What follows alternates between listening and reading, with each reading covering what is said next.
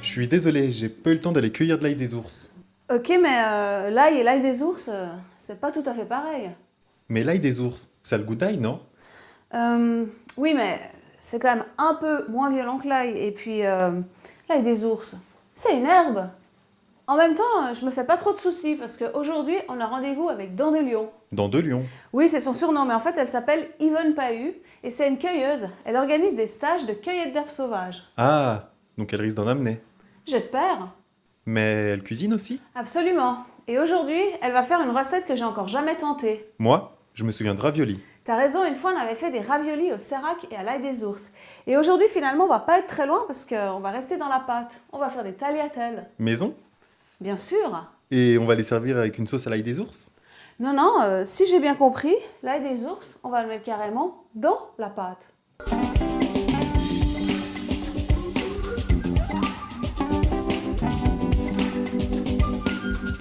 Yvonne, je suis ravie de vous accueillir ici dans ma cuisine parce que l'été dernier, pour les pique-niques de Pique-Assiette, on était monté chez vous à Maz, en Valais, et on était allé cueillir les orties.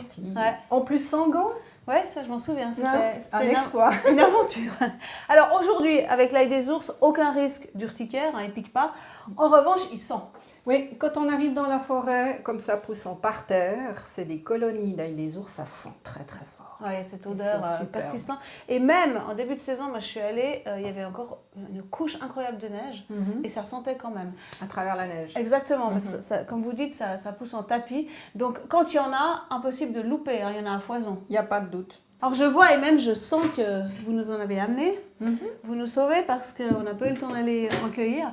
Mais est-ce qu'on va utiliser tout ça pour les pâtes? Alors, il y en a en grande quantité, mais nous, on va en prendre une petite quantité pour faire un pesto à l'ail des ours.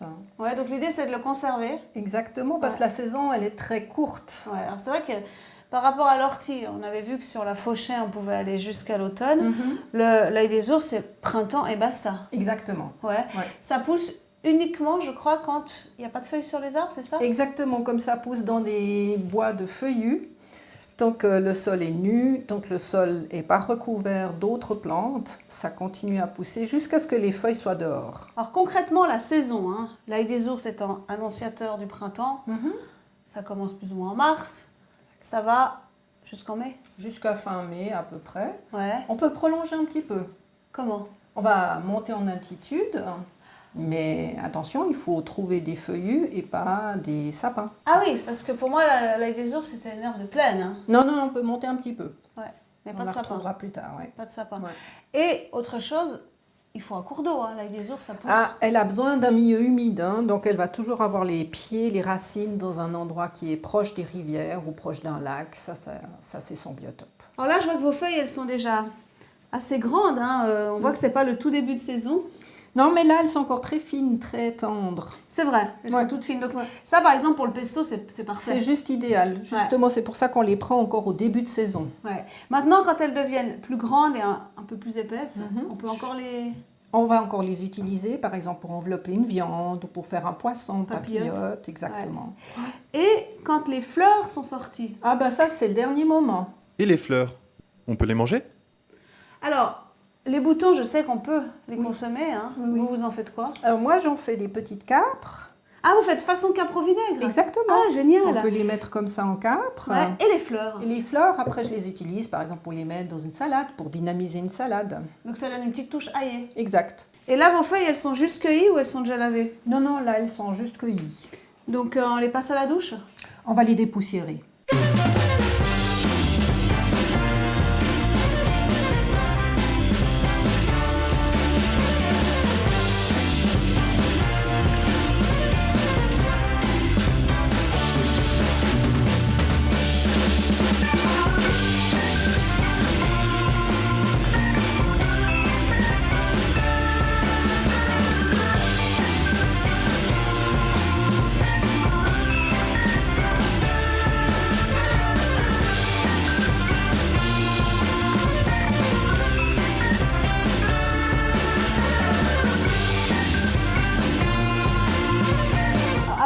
expliquer la recette? On va d'abord les sécher. D'accord, vous avez besoin de quoi? Juste un petit torchon, ça ira très bien.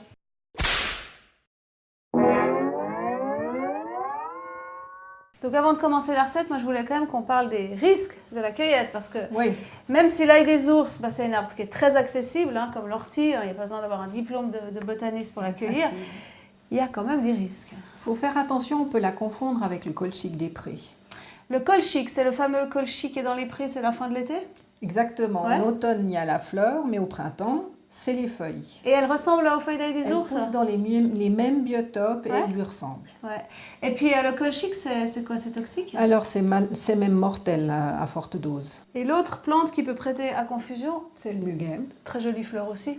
Donc muguet, feuilles semblables? Alors elles sont semblables, mais elles sont beaucoup plus mates. Ok.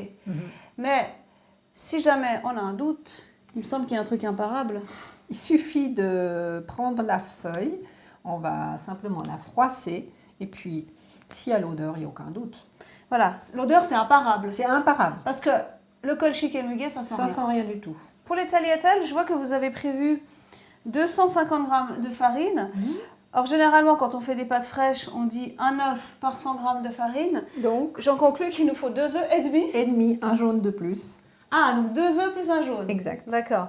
Ensuite, l'huile d'olive, c'est pour C'est aussi pour la pâte. Ouais, combien? 2 cuillères à soupe, tout ça. Ok. Du sel. Une petite poignée de sel. Et la vedette, l'ail des ours. Et à peu près 30 grammes. 30 grammes. 30 grammes. Alors, je crois que vous, quand vous faites des pâtes fraîches, vous utilisez une farine spéciale italienne, non? Une toute fine, 0,0. 0,0. 0. Ouais, donc c'est la plus fine. 0,0. C'est la plus fine. D'accord. Et pourquoi la plus fine? Elle est beaucoup plus souple après la pâte. Alors moi, quand je fais des pâtes fraîches, généralement, je prends des gros œufs, hein, au moins 70 grammes. Sinon, la pâte, elle a tendance à être un peu Plus sèche. C'est ça, hein. Ouais.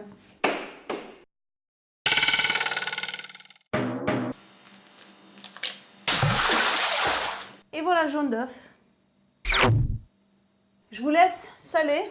D'accord. Et moi, je mets 2 cuillères à soupe d'huile d'olive, c'est ça? C'est ça, 2 cuillères.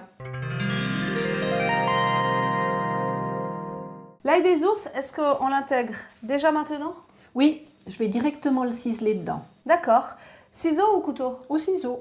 Alors dans la série Les dangers de la cueillette, chaque fois qu'on parle d'ail des ours, on évoque une maladie au nom assez imprononçable Cocose. voilà, échinococose, donc maladie parasitaire transmise par les crottes du renard. Hein. Exactement. Assez vicieuse parce que je crois qu'elle met des années à se développer, puis à terme elle détruit le foie. Exact. Ouais. Donc ça, c'est le cas que pour l'ail des ours? Non, c'est la même chose si je vais récolter des fraises des bois ou des framboises ou si je vais récolter de la dent de lion. Hein. Ouais. Et puis, en plus, si je vais au marché, le renard, il ne s'arrête pas devant le maraîcher. Ça veut dire que Il traverse. s'il y a des salades en plein champ... Voilà, Ouais. si le renard, il a envie de se ouais. soulager. Donc le risque, là, il est hein. jamais nul, quoi, Ouais. quoi qu'il arrive. La vie est un risque. Ceci dit, quand vous partez en cueillette, vous avez quand même... vous y pensez quand même à cette histoire-là, non? J'essaie de faire attention. Ouais. Par exemple, si je vois un lieu de passage, je sais qu'il y a peut-être un renard qui a passé par là. Et j'évite ces endroits-là. Ouais. Et ce parasite, même si on lave les feuilles avec le plus grand soin, ce qu'on a fait aujourd'hui, ça ne va pas l'éradiquer. Ça va pas suffire, faudrait les cuire. Puis les cuire, moi je trouve que c'est un peu dommage. Je trouve qu'au niveau de la saveur, ça enlève quand même diminue. pas. Ouais. Ça perd de ses propriétés nutritives aussi. Ouais, qui sont. Ils sont fantastiques. D'ailleurs, vous le qualifiez de cadeau de la nature. Hein. Ça nous permet justement au printemps, on a besoin de se redynamiser, donc on a un plein de vitamine C. Vitamine C, d'accord. D'ailleurs, les ours s'en gavaient. Hein, Ils tout en avaient souvent. besoin, lui, ce qui sortait de l'hiver, ils ont une grande quantité à disposition. Ouais. On le dit aussi, dépuratif, il nettoie. Exactement, c'est drainant et ça permet de stimuler l'organisme. Ok. En gros, est-ce qu'on peut dire qu'il fait de la pêche? Exactement. Alors c'est incroyable comme ça embaume, alors que vous n'avez mis qu'une poignée, hein, 30 grammes. 30 grammes. Maintenant, vous ne l'avez pas trop travaillé. Hein. Non, j'ai pas besoin de la pétrir comme un Ouais. pain. c'est pas du pain. Non. Par contre, est-ce qu'on la mettrait pas un petit moment au frigo pour éviter l'effet accordéon Élastique. là quand on va faire les rubans? Exactement, on va la mettre 1 heure au frigo. 1 heure. 1 heure. Alors ces tagliatelles, on va les déguster avec une petite sauce à la crème et aux noix, c'est juste? Oui, c'est une petite sauce toute simple qu'on va pouvoir préparer au dernier moment. Au dernier moment. Du coup, là, on pourrait attaquer la recette qui va nous permettre de conserver cette belle récolte. C'est ça, on va commencer le pesto. Alors, si on se réfère au pesto genovese, le pesto d'origine, alors le vôtre, il n'a pas grand-chose en commun parce que, bon, déjà, vous ne mettez pas d'ail, hein, ce qui me paraît assez logique. Non, je ne vais pas encore rajouter de l'ail. Ouais, ça ferait un peu beaucoup. Mais vous mettez ni pignon, ni pecorino, ni parmesan. Non, le but, c'est vraiment de le conserver Ouais, donc dans de l'huile. dans de l'huile. Comme Ouais. ça, après, je peux le réutiliser plus tard. Puis c'est à ce moment-là que je vais rajouter ou bien du fromage ou ce qu'on a envie à ce moment-là. Ouais. Par exemple, avec des pâtes, vous pouvez rajouter du parmesan ou dans un risotto. Exactement. Ok. Ouais. Alors l'autre différence avec le pesto genovese, c'est que vous ne mettez pas de l'huile d'olive, mais l'huile de tournesol. Oui, j'ai essayé de faire j'ai fait beaucoup de tests. C'est vrai. J'ai testé avec différentes huiles, tournesol, olive, colza. Et pour conserver vraiment les saveurs les plus sensibles, vaut mieux utiliser l'huile de tournesol. Elle a un petit D'accord. goût de noisette Qui va bien avec l'ail qui des va ours. bien avec l'ail des Ok. ours. Par contre, alors moi j'ai aussi ma petite formule de pesto à l'ail des ours où je le coupe un petit peu avec du basilic, je mets les pignons et du coup, avec cette formule, c'est vrai que l'huile d'olive ça passe très bien. Oui, ça va aussi très bien. Ouais. Mais donc ça dépend des formules. Exact. Huile plus ail des ours pour vous, c'est vraiment tournesol. Vous Pour avez moi, testé c'est pour l'accord nous. parfait. Et Ouais. ça, c'est une huile en plus excellente. J'allais le dire, il faut de la bonne. De la toute bonne. Et là, pour le pesto, on part sur quelle quantité? Moi, j'utilise 100 grammes. Ah ouais, ça fait un beau paquet. Oui, mais j'ai envie de faire des réserves justement parce C'est que le je but. veux le conserver plus longtemps que quelques mois. Ouais. Ah, parce que alors votre pesto, il se conserve plus que quelques Oui, mois? moi je le garde jusqu'à une année. Carrément. Donc c'est vrai que si on met des pignons dedans, par exemple...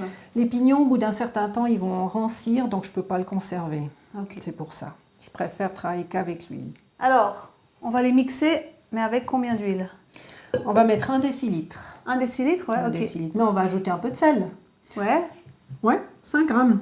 5 grammes. Hum. C'est précis, hein. Moi j'ai pas de balance de pharmacie. J'ai une cuillère. Ouais. Petite cuillère comme ça ou cuillère à Voilà. moka? Non, ça va bien. Ok. Une petite comme ça.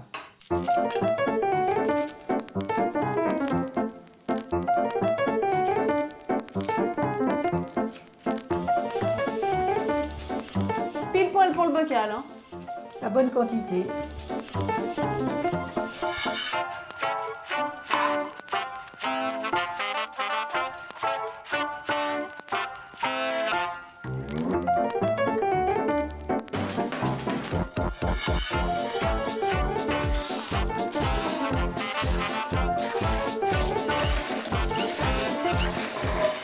Alors la texture, la consistance, elle est relativement épaisse, hein. C'est assez épais, ça doit être comme ça. Ça doit être comme ça, ouais. Là, moi, j'insisterai encore un peu pour le rendre plus fin. C'est vrai, là il y a encore des fibres. Oui. On y va.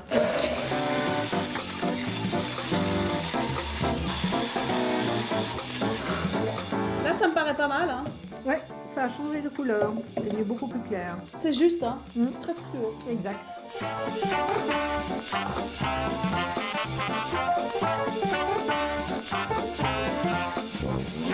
Alors là, Yvonne, je précise, à part que j'ai visé le bon bocal, hein, quand même.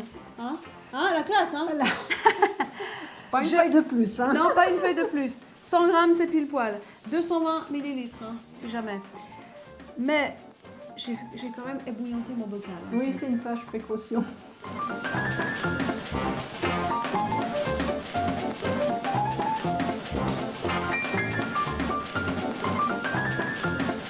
Donc là, en 2-3 coups de mixeur, une très bonne huile de tournesol et un savant dosage de sel, on vient tout simplement d'enfermer le printemps en bocal. hein. C'est génial. hein. C'est parfait. Ouais. Par contre, j'ai goûté concernant le sel, c'est quand même bien salé. Oui, mais il faut savoir que le sel conserve et puis qu'il n'y a plus besoin d'en rajouter après. D'accord, donc ça c'est vraiment C'est normal. du concentré. Oui, c'est du concentré. Alors justement, à propos de ces usages, à part classiquement avec des pâtes ou alors dans un risotto, qu'est-ce qu'on peut en faire? Alors on peut l'utiliser pour condimenter toutes sortes de légumes, mais je peux aussi par exemple faire un filet de poisson. Là-dessus, je vais mettre simplement du pesto mélangé à de la panure, à des noix concassées. Je fais donc une masse que je vais D'accord. tartiner simplement sur le filet. Ouais. Et puis après, je glisse ça au four. D'accord, c'est une sorte de croustade. Une croustade, ouais. Sinon, moi, je le verrais bien aussi avec des gnocchis de pommes de terre. Les pommes de terre s'accordent bien avec l'ail des ours, mais à ce moment-là, je cisellerai les feuilles directement. Dans la pâte à gnocchi. Dans la pâte comme à pour les gnocchi. tagliatelles, c'est vrai. Exactement, C'est vrai. ouais. Mais c'est vrai qu'à part ça, la pomme de terre et l'ail des ours, par exemple, si vous mettez un peu de pesto dans la liaison d'un gratin, c'est top. Hein. Sinon, alors moi, je trouve qu'il y a un autre accord majeur avec des ours, c'est l'œuf. Par exemple, un petit peu de pesto dans une omelette ou alors dans un flan. Qu'est-ce que vous en pensez? Ça, c'est parfait, mais il faut être modeste. Il ne faut pas trop en mettre, sinon Ouais. c'est trop puissant. Ouais, c'est du concentré. Hein. Exactement. Et les tagliatelles? Eh bien, normalement, la pâte, elle devrait être bien reposée. Alors, Yvonne, vous qui animez aussi des ateliers de cuisine, j'imagine que vous devez sans doute posséder une La machine. même. C'est la même? C'est Ouais. exactement la même. Bien pratique. Oui, ce qui est important, c'est justement le laminoir, parce que ça permet de sortir des pâtes très fines. Ouais. Parce que, alors, effectivement, on peut y aller au rouleau, hein, c'est possible. Mais si on n'a pas 50 ans d'entraînement, comme certaines mamas italiennes, c'est quand même un peu plus coton. D'autant plus que, bon, ça, c'est pas une machine qui coûte, c'est très abordable. Hein. C'est tout à fait accessible. Alors là, vu la taille du pâton, pour confectionner les rubans, moi, je le diviserais personnellement plutôt en 6 morceaux Six qu'en morceaux. 4. Hein, parce que 4 morceaux, ça risque de faire des rubans comme Des ça. très Hein. longs rubans. Maintenant, au niveau de l'épaisseur des rubans, quand vous faites des tagliatelles, quelle épaisseur? Alors, pas trop fin, parce qu'il nous faut quand même un peu de matière. Si ça devient trop fin, ça devient difficile. Il n'y a plus de mâche. Alors, je ne sais pas vous, mais moi, quand je fais des pâtes fraîches, j'ai toujours de la farine à portée de main. Hein.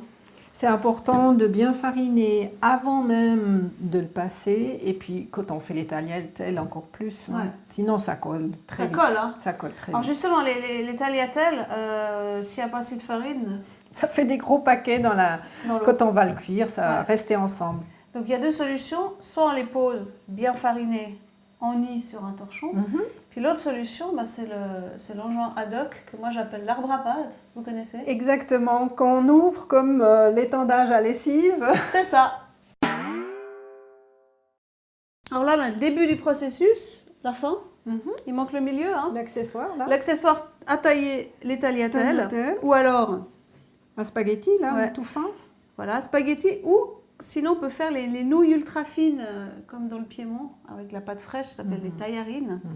Bon, après, si on n'a pas cet accessoire, c'est pas dramatique. Parce qu'après, On peut le faire à la main les aussi. rubans, on peut les rouler Ouais. tout simplement. On peut en faire des rouleaux. Puis après, tac, tac, tac, tac. Puis le fait à la main. on choisit la taille aussi, on peut faire des À bandes plus barbelle, larges. exactement, ouais. Alors là, j'aplatis un petit peu déjà les morceaux de pâte pour les préparer au passage dans le laminoir. Oui, mais il faudrait qu'on pense à la sauce. Mais la sauce, on ne devait pas la faire en dernière minute. Oui, alors on la cuira en même temps qu'on préparera l'eau des pâtes. Ouais, d'accord. Quand Mais- on va mettre à chauffer l'eau. Oui, parce Ouais. que là, on va la réduire à un petit moment, 10-15 minutes. D'accord, donc c'est une réduction de crème et de noix. Exactement. Ouais. Et ça se fait au dernier moment quand même. Il faut qu'on prépare les noix. Donc les noix, il faut qu'on les... Qu'est-ce qu'il faut faire avec les noix? Bon, on va les casser. Et Ouais. les concasser. Eh bien, cassons et concassons. Alors, pour casser les noix, Et magnifique j'ai un casse-noix. engin, voilà. Parfait. Pour les concasser, est-ce que vous auriez besoin d'un mortier? Non, là, je vais simplement les émietter à la main. Directement dans la crème. Directement dans la casserole, oui. Et il en faut combien de crème? 1,5 décilitre et demi. Très bien. Et là, pour cette quantité de crème, on vise combien de noix? De noix, environ 5-6, ça fait 2 cuillères à soupe à peu près. De cerneaux de noix. De cerneau de noix, oui. Alors moi, je me réjouis de goûter l'accord entre la crème, la noix et l'ail des ours. Parce que cette histoire de noix, ça me fait penser à une sauce aux noix de la région de la Ligurie, hein, de la région de Gênes. Tout à l'heure, on parlait de pesto de genovese. Et là-bas, alors, il faut une sauce. Ça consiste en fait à écraser des noix au mortier avec de l'ail. Et puis, ensuite, on ajoute de la mie de pain du lait et de l'huile d'olive, hein, donc c'est vraiment très très riche. Hein. C'est du costaud. C'est du costaud, effectivement. En fait, on obtient une sorte de crème, même de pommade, et ça s'utilise comme du pesto, c'est-à-dire que ça s'utilise à cru. On l'allonge un petit peu avec l'eau de cuisson des pâtes.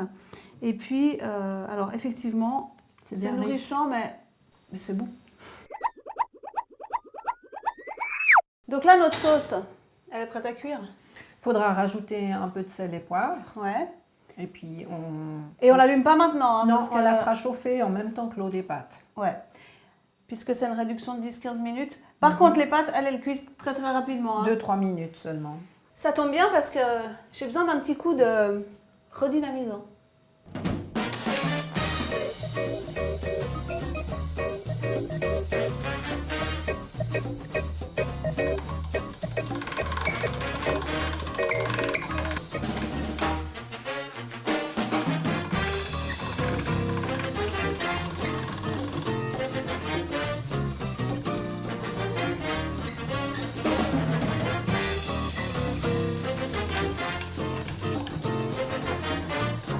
Magnifique. Imaginons si on avait fait seulement 4 pâtons. Hein.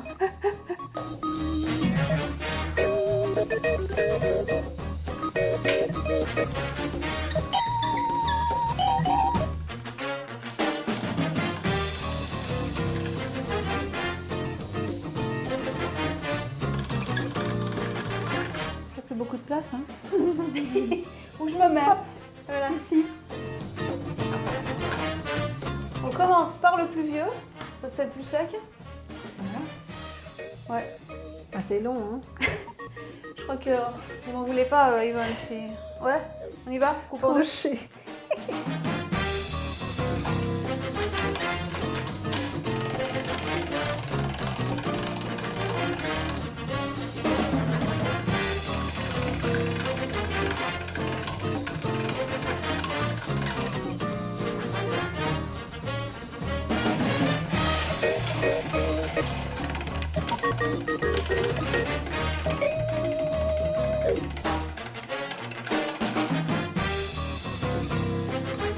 Alors là, vu la quantité de pâtes, est-ce qu'on ferait pas 2 cuissons?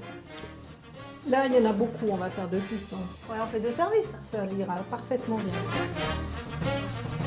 Alors là, la sauce, ça fait une petite dizaine de minutes là qu'elle mijote. Encore 3 minutes. Ok.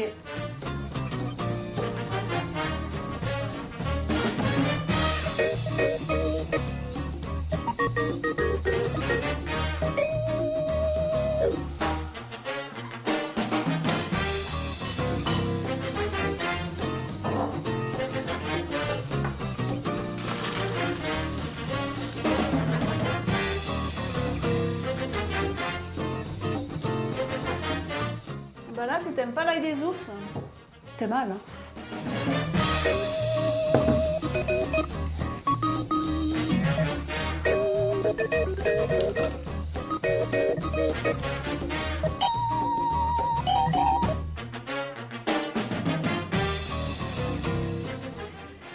Et maintenant, Yvonne, on peut envoyer la sauce? On peut envoyer la sauce.